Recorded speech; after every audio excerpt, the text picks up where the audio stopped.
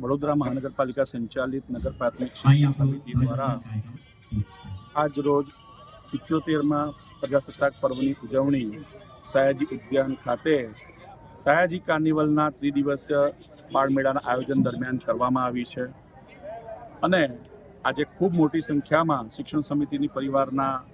આચાર્ય, શિક્ષકો, બાળકો સિવાય સમગ્ર શિક્ષણ સમિતિના બોર્ડના સભ્યો ઉપસ્થિત રહ્યા છે. આજે જ્યારે સમગ્ર દેશ 77માં પ્રજાસત્તાક પર્વની ઉજવણી કરી રહ્યું છે ત્યારે દેશના એક જવાબદાર નાગરિક તરીકે આપણે આદર્શ નાગરિક કઈ રીતે બની શકીએ તે પ્રકારનો સંદેશો આજના દિવસે અધ્યક્ષ સ્થાનેથી આપ્યો છે. સાથે સાથે વિકસિત ભારત 2047ના સંકલ્પને સાકાર કરવા માટે થઈને એક વ્યક્તિગત ધોરણે કે સામૂહિક રીતે આપણે પંચ પરિવર્તનના અલગ અલગ આયામો એટલે કે કુટુંબ પ્રબોધન હોય,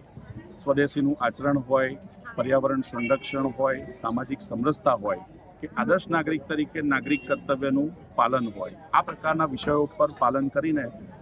વિકસિત ભારત સંકલ્પના સપનાને કઈ રીતે સાકાર કરી શકીએ તે પ્રકારનું ઉદ્બોધન કરવાનો મોકો મળ્યો.